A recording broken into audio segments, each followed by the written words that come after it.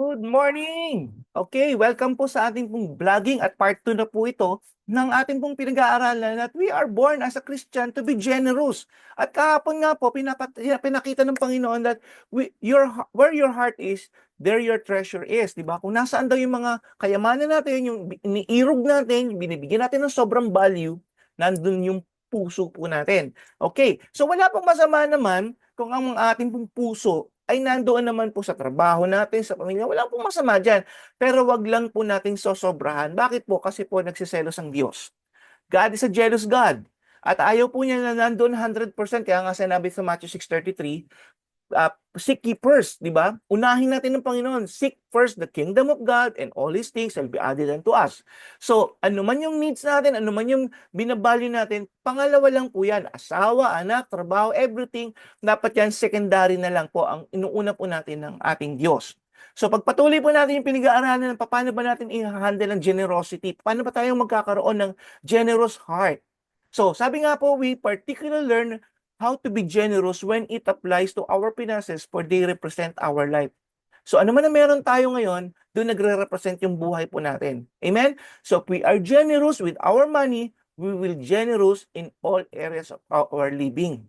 So ulitin natin, if we are generous with our money, kung ano meron, maliit man yan o malaki man yan, we will be generous in all areas of living. So hindi porket sabihin natin, ay, kailangan mo nang yumaman ako para maging generous ako. Hindi po. Ano man meron ka, ano man kakaunti man yan, pwede mong i-share po yan. Amen? So, hindi nga lang po pera. Pwede mong i-share ang talent mo, pwede mong i-share ang iyong buhay, pwede mong i-share ang iyong time, pwede mong i-share ang iyong love, pwede mong i-share lalo na yung forgiveness ng mga tao, di ba sa mga tao na nakakasakit sa'yo. Everything in your life, you can share. So, hindi kailangan maging rich ka muna bago ka maging generous. Amen? So, generosity is part of the grace of God that flows into our lives.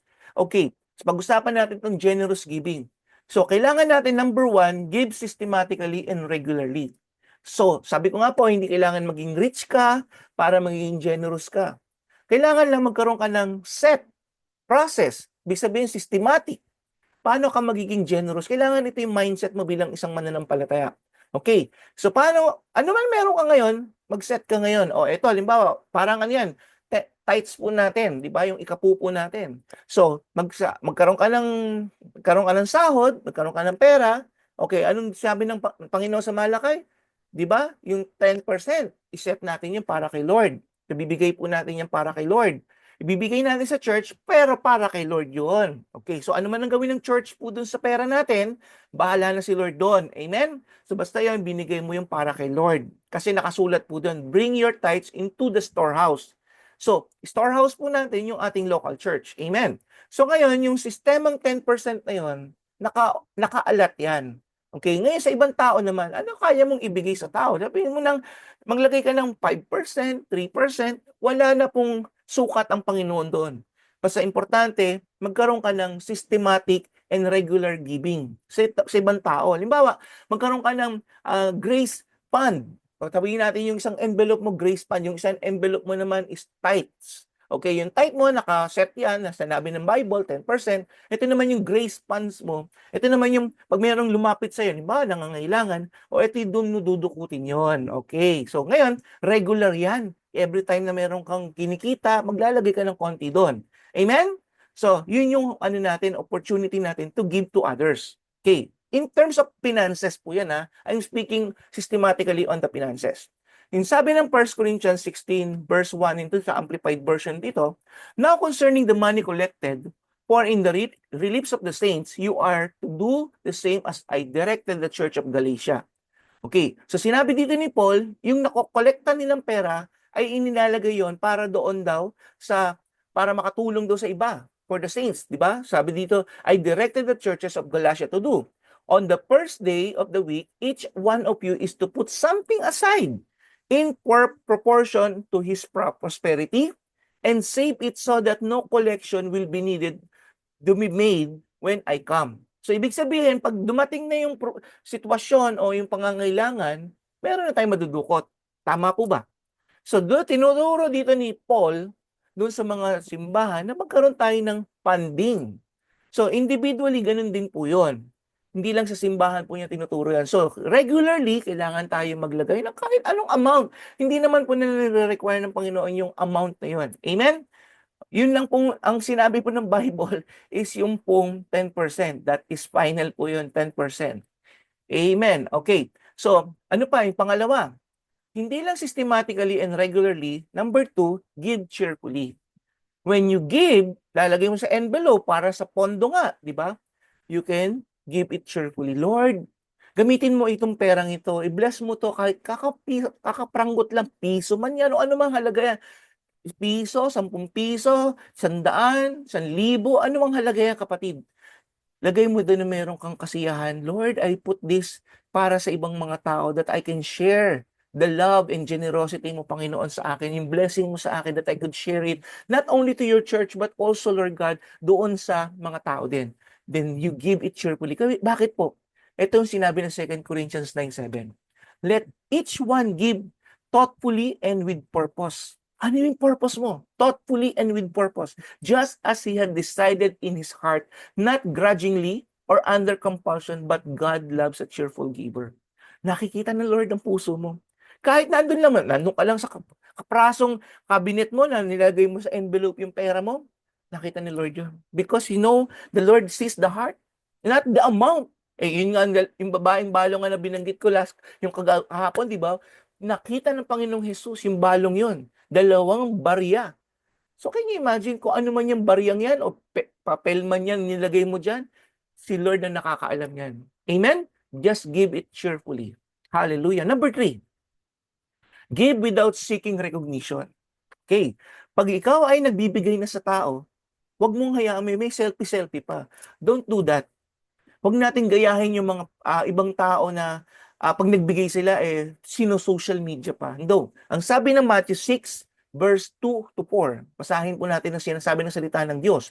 When you give to the needy, sound no trumpet before you, as the hypocrites do in the synagogue and in the streets, that they may be praised by others. So, nung panahon na yun, ginagawa na ng tao. When they give to other people, to the needy, imagine ito, mga hipokrito daw ang tawag ng Bible dito. Anong ginagawa? Pumupunta doon sa streets para daw purihin sila ng mga tao. Ang sabi dito, sabi ng Panginoon, truly I say to you, they have received the reward. Because pinuri na sila ng mga tao. In verse 3, sabi dito ng Panginoon, but when you give to the needy, do not let your hand know what your left hand know what your right hand is doing. Huwag niyo raw papaalam, so that your giving may be in secret, and your Father who sees in secret will reward you. Di ba nalinaw? So that when you give in secret, your Father in heaven will see in secret, will reward you. Hallelujah. So naniniwala ako, pag ikaw ay nagbigay na, nag-abot ka ng something, anything, in goods, in kinds, in cash, wag mo nang paalam, wag ka nang mag-picture-picture pa. 'Di ba? Kasi nung araw, tinasound parang binubulgar pa sa public ngayon po, ang public po natin, social media. Amen? Okay, yan po yung 3 bagay na kailangan paano tayo magkakaroon ng maayos na pagbibigay, yung grace of giving. Number 1, ulitin natin, review, give systematically and regularly. Mag-set aside tayo. And pangalawa, give cheerfully because God loves a cheerful giver. Pangatlo, give without seeking recognition. Huwag kang magpapahayag na magbibigay. Hayaan mo si Lord lang makakita. Magpasalamat yung taong yun at hindi dahil sa'yo. Magpasalamat yung taong yun, ibalik natin sa Lord ang papuri at pasasalamat. Amen po ba? Amen. Punta tayo ng Malakay 3:10. Sabi dito, yung first fruit, tinuturoan tayo ng Panginoon dito magbigay. Kagaya nga sabi ko, isang envelope natin is about tithing. Because hindi lahat ng mga mananampalataya, unfortunately, natatakot silang magbigay. Parang expense sa kanila ang pagbibigay sa Diyos. Hindi po expense yan. Maniwala kayo sa hindi. Lahat po tayo ay tumataya ng sugal. Paano ko pa sinabing tumataya ng sugal? Pumasok ka ng trabaho, susugal ka. Di ba? Paano susugal ka? Pumunta ka ng trabaho mo, di mo alam kung pasaswelduhin ka ng kumpanya. Nowadays, kaliwat kanan po nagsasara mga companies.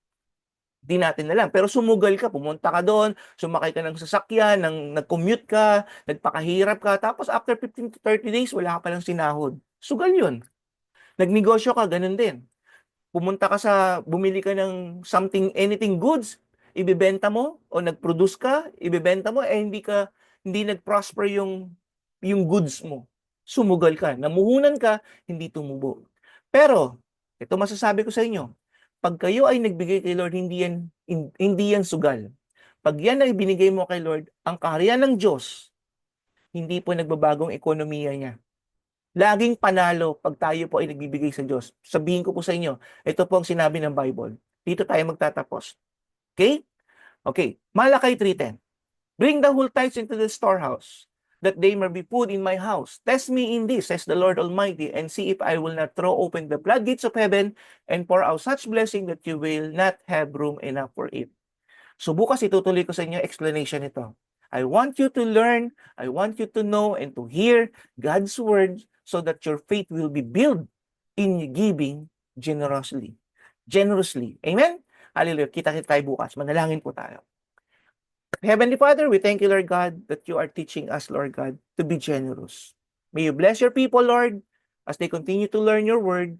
I pray, O God, na tunay nga, Panginoon, maisabuhay po namin ang mga natututunan namin.